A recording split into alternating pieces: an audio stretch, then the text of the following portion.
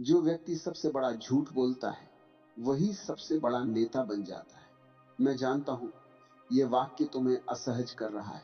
असहज होना शुभ है। सत्य हमेशा असहज करता है। अगर यह वाक्य तुम्हें गलत लग रहा है तो जरा अपने आसपास देखो। इतिहास नहीं, अखबार देखो, पोस्टर देखो, नारे सुनो। मैं किसी व्यक्ति की बात नहीं कर रहा हूं, मैं मनुष्य की सामूहिक चेतना की बात कर रहा हूं। भीड़ सत्य नहीं चुनती, भीड़ आश्वासन चुनती है, और आश्वासन कभी सत्य नहीं होता। जो व्यक्ति सबसे बड़ा झूठ बोलता है वही सबसे बड़ा नेता बन जाता है, क्योंकि वह वही कहता है जो भीड़ सुनना चाहती है। वो कहता है तुम गलत नहीं हो, तुम्हारे दुख का कारण कोई और है, तुम्हें बदलने की जरूरत नहीं। ये सबसे बड़ा झूठ है, लेकिन यह झूठ सबसे मीठा है। सत्य कड़वा नहीं होता, सत्य निर्दयी होता है। सत्य कहता है तुम जिम्मेदार हो, तुम्हारी लालच ने यह दुनिया बनाई है, तुम्हारी चुप्पी अपराध है। अब बताओ, क्या कोई ऐसा व्यक्ति चुनाव जीत सकता है? नहीं, क्योंकि चुनाव सत्य का उत्सव नहीं, झूठ का मेला है। नेता झूठ बोलता है क्योंकि वो बुरा है, ऐसा मत सोचना। वो झूठ बोलता है क्योंकि तुम सच सुनने को तैयार नहीं। नेता तुम्हारा दर्पण नहीं है, नेता तुम्हारी इच्छा का परिणाम है। तुम जैसा चाहते हो वैसा नेता पैदा होता है। जो नेता ये कहे मैं सब बदल दूंगा, वो झूठ बोल रहा है। लेकिन वही नेता तुम्हें अच्छा लगता है। जो ये कहे तुम्हें खुद बदलना होगा, वो ईमानदार है, लेकिन तुम उसे सुनना नहीं चाहते।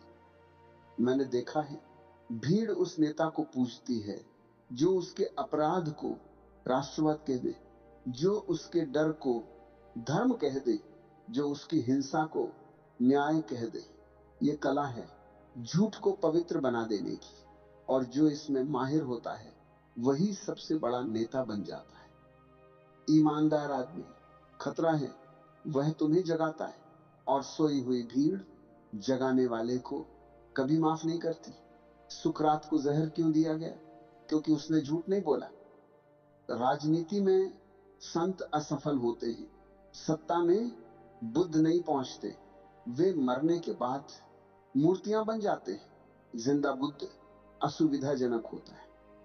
इसलिए मैं दोबारा कहता हूं, धीरे से नहीं, जोर से नहीं, साफ साफ कहता हूं, जो व्यक्ति सबसे बड़ा झूठ बोलता है वही सबसे बड़ा नेता बन जाता है। 5, और जब तक तुम झूठ सुनना चाहते रहोगे तब तक ईमानदार आदमी हाशिए पर ही रहेगा। अब प्रश्न नेता का नहीं है, प्रश्न तुम्हारा है। क्या तुम सत्य सुनने का साहस रखते हो, या तुम बस एक सुंदर झूठ चाहते हो?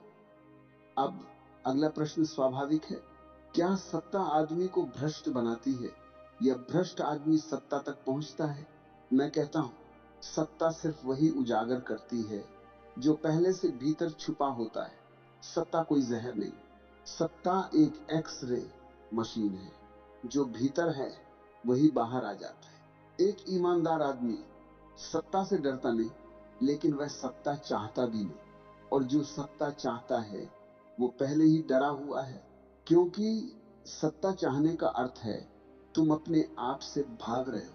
कुर्सी समझो, कुर्सी लकड़ी की नहीं होती, कुर्सी अहंकार की बनी होती है। जैसे ही आदमी कुर्सी पर बैठता है वो ऊपर हो जाता है और बाकी सब नीचे। यहीं से भ्रष्टाचार शुरू होता है। भ्रष्टाचार सिर्फ पैसा लेना नहीं है, भ्रष्टाचार है अपने को विशेष समझना।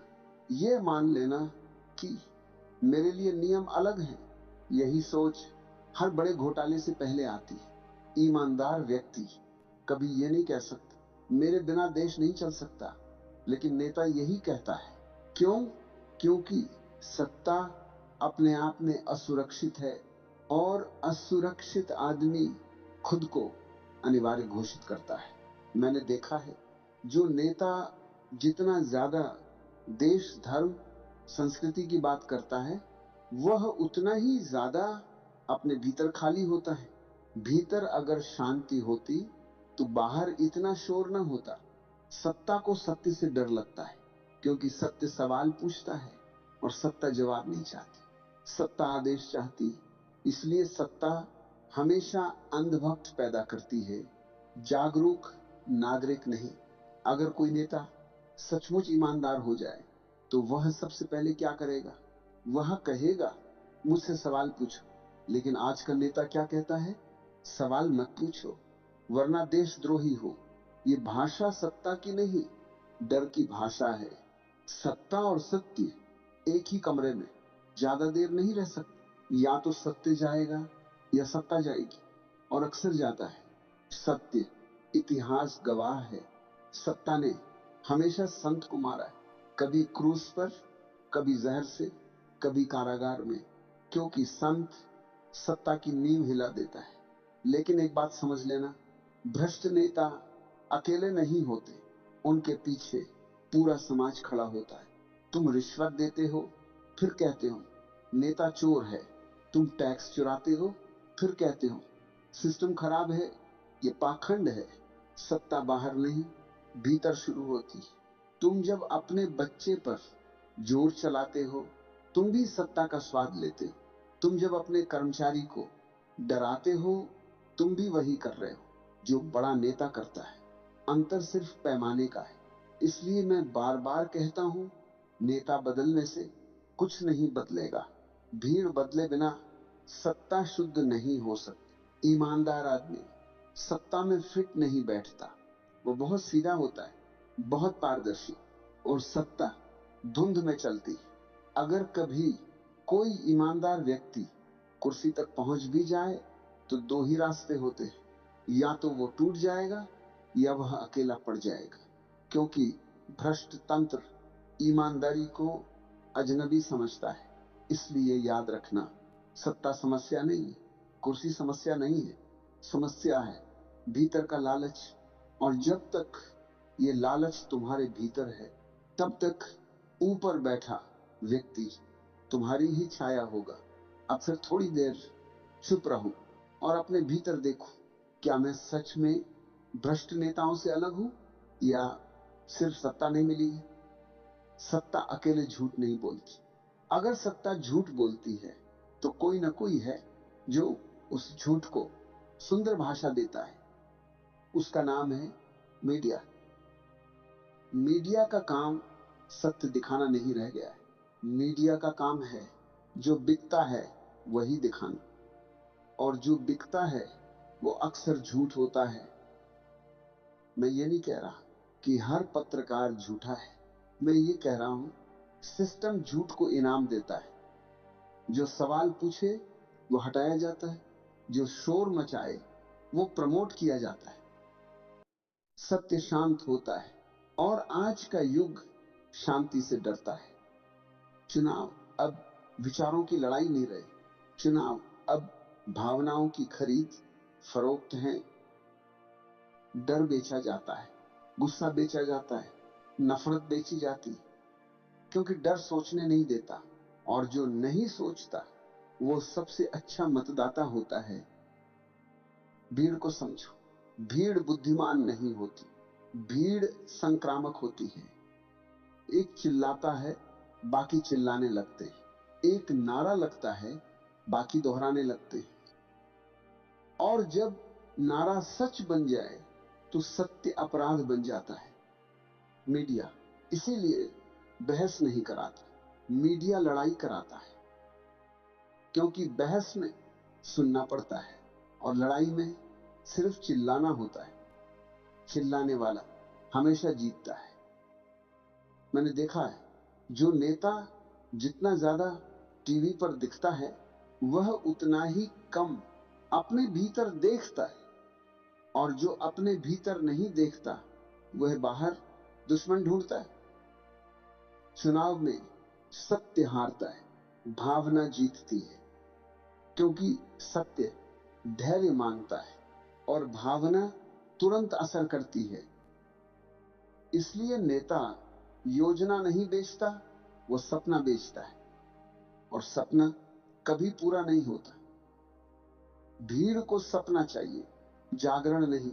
जो व्यक्ति तुम्हें यह कहे सोते रहो मैं देख लूंगा, वो तुम्हारा नेता बन जाएगा।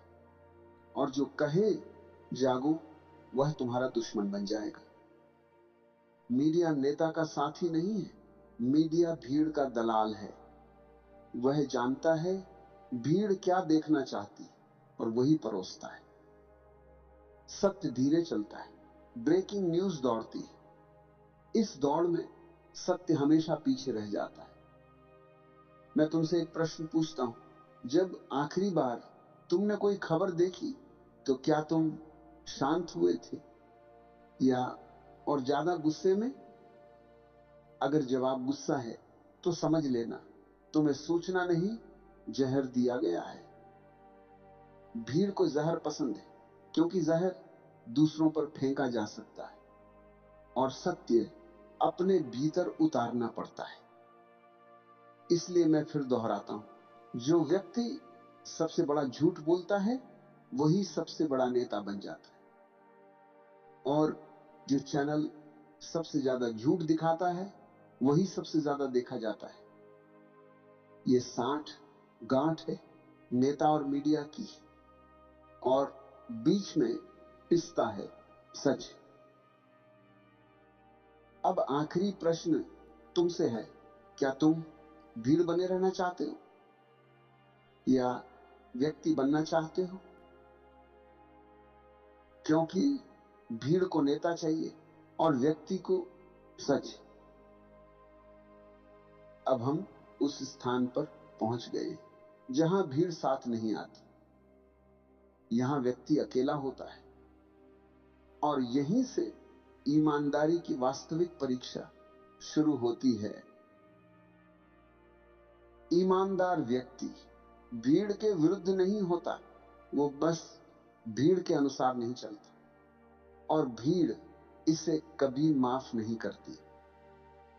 ईमानदार व्यक्ति नारा नहीं देता, वह सवाल खड़ा करता है, और सवाल सबसे खतरनाक हथियार है, क्योंकि सवाल नींद तोड़ देता है। भीड़ चाहती है कोई उसे बताए क्या सोचना है। ईमानदार व्यक्ति कहता है खुद सोचो। यहीं से संघर्ष शुरू होता है। ईमानदार आदमी अक्सर हारता हुआ दिखता है। वो चुनाव हारता है, वह लोकप्रियता हारता है, वो मंच हारता है, लेकिन वह एक चीज नहीं हारता, आत्मा।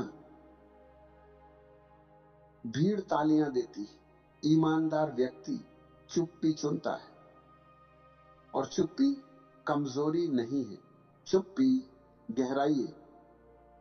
तुमने देखा होगा, जो व्यक्ति जितना ज्यादा खुद को प्रचारित करता है वह उतना ही भीतर से खोखला होता है, और जो व्यक्ति अपने होने से संतुष्ट है उसे दुनिया को मनाने की जरूरत नहीं पड़ती।